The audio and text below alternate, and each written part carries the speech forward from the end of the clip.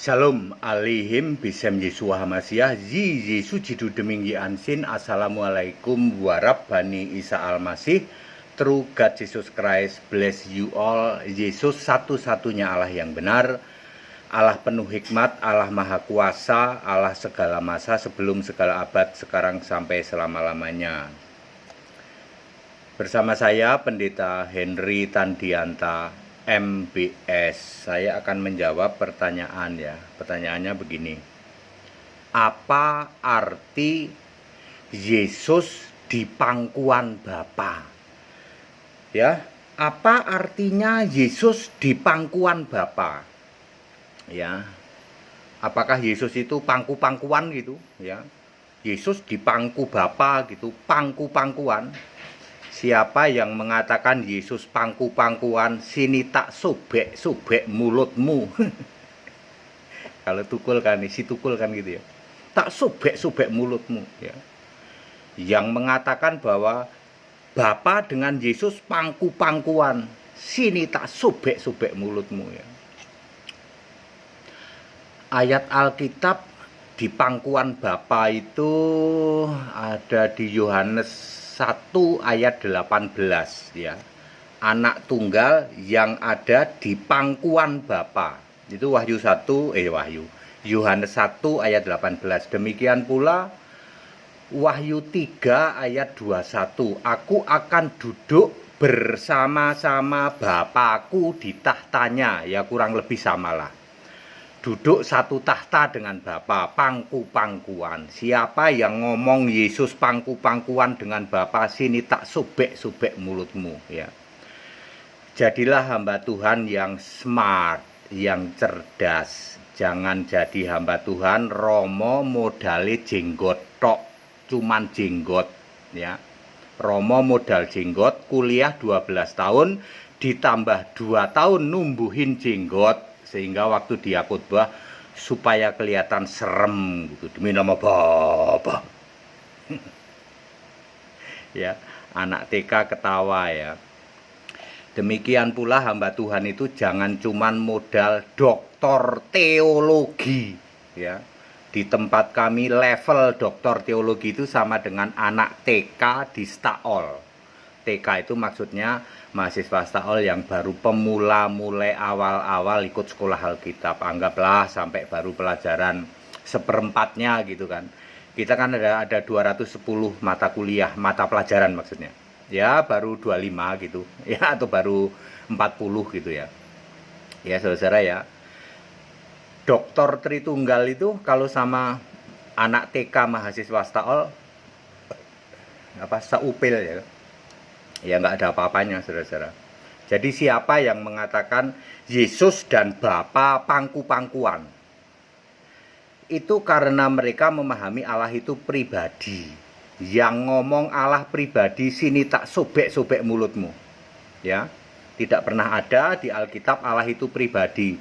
Kalau gitu saya rubah Pak, Allah itu hakikat. Yang ngomong Allah hakikat, tak sobek-sobek mulutmu. Saya rubah Pak, Allah hipotesis Pak, tak sobek-sobek mulutmu. Allah manifestasi, tak sobek-sobek mulutmu. Ya, tidak pernah ada. Yang ada Allah itu roh. Ya, Yohanes 4 ayat 24 maupun juga Wahyu 14 ayat 13, Wahyu 2 ayat 17, Wahyu 2 ayat 7, ayat 11, ayat 17, ayat 29, Wahyu 3 ayat 6, ayat 13, ayat 22. Itu di situ semua roh, R huruf besar. Roh itu kalau pribadi gimana Pak ya? Ada pribadi satu yaitu Allah Bapa, pribadi dua yaitu Allah Anak, pribadi tiga yaitu Allah Roh Kudus. Sini tak sobek-sobek mulutmu ya. Allah itu roh, dan kalau roh itu pasti satu karena punya sifat maha hadir, unlimited, tidak dibatasi oleh apapun juga. Di surga ada Allah, di dalam tubuh Yesus ada Allah, di dalam berbentuk berwujud seperti burung merpati ada Allah. Roh Allah, roh Allah, roh Allah, roh Allah, roh Kudus, roh Yesus itu sama. Ya, jadi Yesus itu ya Roh Kudus itu. Ya, yang ngomong Yesus bukan Roh Kudus, tak sobek-sobek mulutmu. Ya. Lalu apa Pak artinya Yesus duduk di pangkuan Bapa? Ya, Yesus duduk di pangkuan Bapa. Ada di Yohanes 1 ayat 18 maupun Wahyu ayat 30, Wahyu 3 ayat 21. Caranya gampang, dibuktikan saja di surga. Bener nggak Yesus duduk di pangkuan Bapa? Tidak ada di surga. Yesus duduk pangku-pangkuan nama Bapa itu nggak ada. Jangankan pangku-pangkuan, Yesus di kanan, Bapa di kiri aja nggak ada loh. Ya, yang disebut surga mana Pak Pendeta HTD? Yang disebut surga adalah Wahyu pasal 4 ayat 1 dan seterusnya. Ya, Wahyu pasal 1, pasal 2, pasal 3 belum di surga, itu baru di Pulau Patmos. Ya, Yesus berdialog dengan Yohanes di Pulau Patmos, berdialog tentang 7 jemaat. Lalu habis itu Yohanes diajak naik ke surga oleh Yesus di Wahyu pasal 4 ayat 1. Pintu surga dibuka. Nah, kalau kamu mau ngecek ya atau mau tahu surga, nggak usah naik ke surga seperti pendeta yang sok pinter bolak-balik surga. Ya, tidak perlu, Anda cukup baca Alkitab. Di situ sudah sangat detail, very detail, cetha welo-welo, very clear. Yang disebut surga itu mulai dari Wahyu pasal 4 ayat 1 dan seterusnya sampai Wahyu 22 ayat 21. Pertanyaanku, ada enggak Yesus pangku-pangkuan anak sama Bapa, ada enggak? Enggak pernah ada. Yang duduk di tahta surga itu seorang. Wahyu 4 ayat 2. Seorang doang, dan tahtanya juga satu, enggak dua. Ya. Seorang ini description-nya, ciri-cirinya ada di Wahyu 4 ayat 8 dan Wahyu 4 ayat 11. Di siapakah dia? Yesus. Jadi yang duduk di tata surga itu siapa? Yesus. Bukan Bapa, bukan. Mendingan murtad Pak. Ya sudah sana murtad. Ya kamu penyembah Bapa toh. Bapaknya saja tidak ada.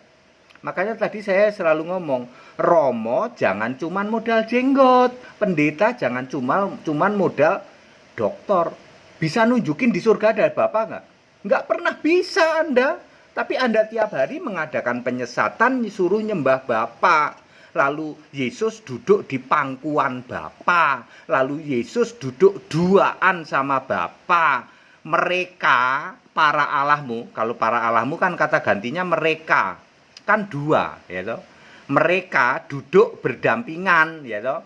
Kadang-kadang duaan pangku-pangkuan, kadang-kadang berdampingan. Yesus di kanan, Bapa di kiri. Bapa mangku Yesus. Sini tak sobek-sobek mulutmu. Terus yang benar apa Pak? Yang benar Yesus duduk di pangkuan Bapa itu maksudnya apa? Maksudnya aku dan Bapa adalah satu. Yohanes 10 ayat 30. Bapa itu kiasan Yesus. Itu baru benar. Kiasan atau proverb itu Yohanes 16 ayat 25 sifatnya hanya temporary. Sementara ketika Allah menjadi manusia, maka Yesus memakai Bapa sebagai proverb, kiasan dirinya sendiri Allah di surga. Kan sejatinya Yesus adalah Allah.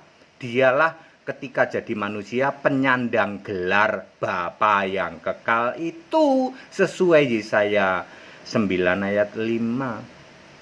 Jadi Yesus duduk di pangkuan Bapa, maksudnya Bapa itu kiasanku.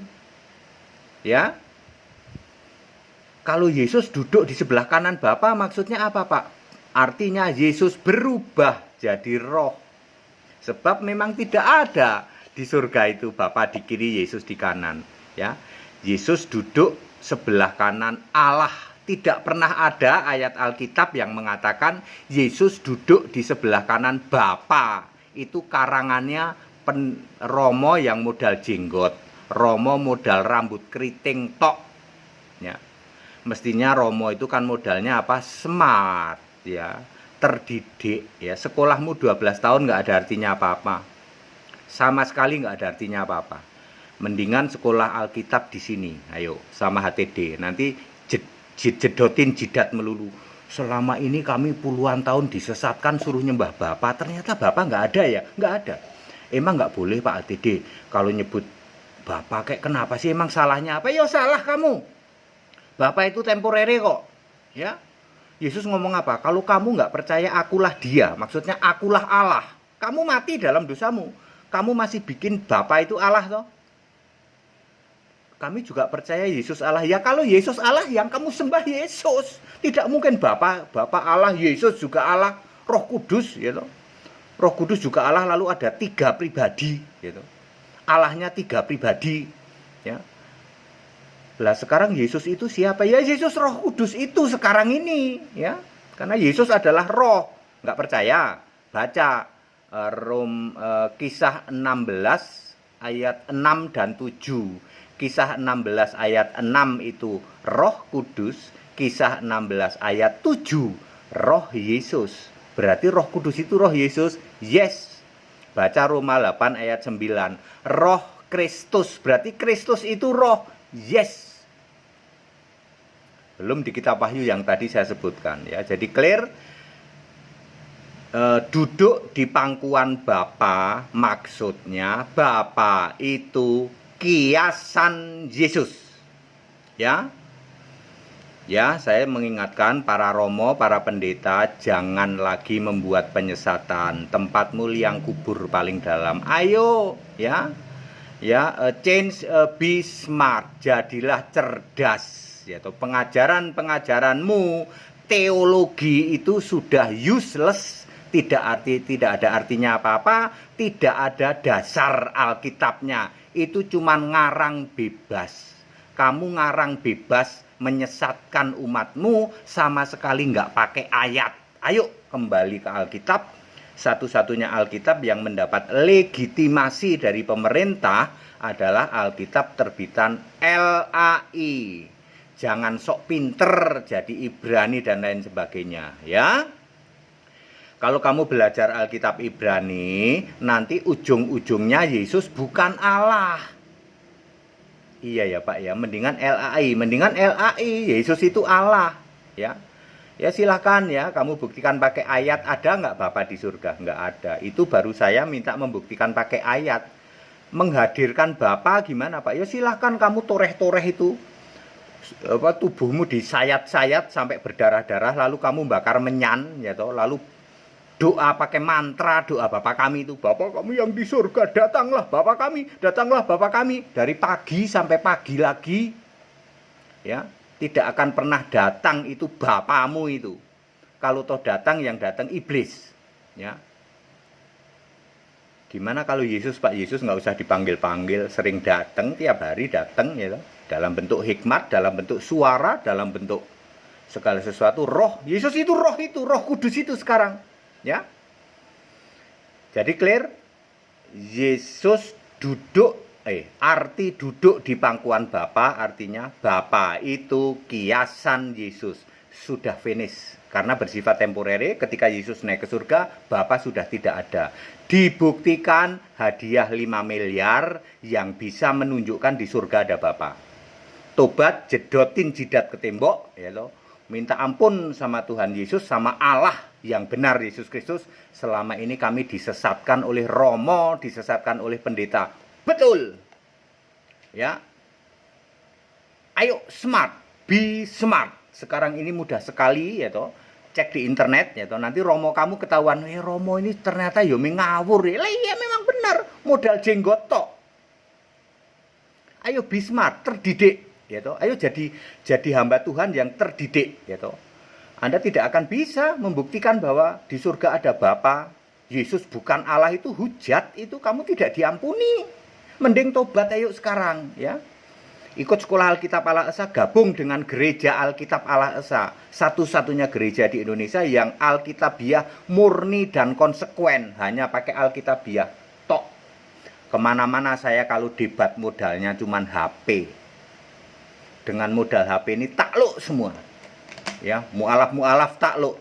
Ayo, siapa ada mu'alaf yang berani debat sama HTD? Nggak pernah ada. Para ustadz, sorry Pak Ustadz, kalau mau dialog debat sama HTD, ayo. Aku modalnya main HP tok ya. Nek Romo sama Dokter Tritunggal udah pasti nggak ada yang berani. Udah pasti nggak ada yang berani, itu sudah mereka sudah tahu semua. Kalau sama HTD jangan debat. Ya kita bisa di apa? Jadi bulan-bulanan. Ketika Anda cerita pakai Ibrani, saya malah mainan HP WA-WAan ya. Paling-paling nanti saya nyeletuk. Kalau gitu kita debat yuk, Yesus main kelereng apa enggak? Kan sama-sama nggak ada di Alkitab. Tapi kami kan Alkitab Ibrani, yo sana Ibrani. Kamu balik ke Israel, di Israel aja yang jago Ibrani, nggak ada yang Kristennya cuman berapa? 1%, 2%. Itu di orang yang jago Ibrani itu. Suruh baca Alkitab Ibrani, mereka nggak percaya. Ngerti? Kamu yang sok Ibrani, yang di Indonesia disebut Yahudi palsu, jemaah iblis. Wahyu 3 ayat 9. Kamu yang sok Ibrani, sebelum kamu mati nggak tahu, mendingan sekarang sebelum mati tahu dulu ya. Oh ternyata kita itu termasuk kelompok iblis. Kalau kita masih pakai Yahudi, sok pinter pakai Yahudi, ya udah pakai Alkitab LAI saja yang resmi diakui negara. Ayo, siapa berani debat pakai Alkitab LAI? Nyerah Pak, nggak akan berani. Yes. Ya termasuk pendeta-pendeta itu ya, yang karatan, lumutan, ya berapa puluh tahun kamu jadi pendeta, gelarmu doktor, sekolah berapa tahun? 7 tahun, useless, nggak ada manfaatnya sama sekali. Kalah sama anak TK yang sekolah di Staol baru 4-5 bulan, kalah kamu. Ya, saya ingin menunjukkan bahwa ayo kembali ke Alkitab ya, jangan menghujat Yesus satu-satunya Allah, sudahlah ya. Pemahamanmu yang Bapa Tritunggal, pecah otakmu. Kamu bisa pecah otakmu, kamu belain Tritunggal. Ya, bisa pecah loh. Mendingan ayo kembali ke Alkitab. Oh iya, memang benar yang disampaikan HTD. Yesus satu-satunya Allah yang benar, sudah imani itu. Segala hormat, kemuliaan untuk Yesus Kristus, satu-satunya Allah yang benar, Allah segala masa, sebelum segala abad, sekarang sampai selama-lamanya. Tetap bersama saya, Pendeta Henry Tandianta MBS. Haleluya, amin.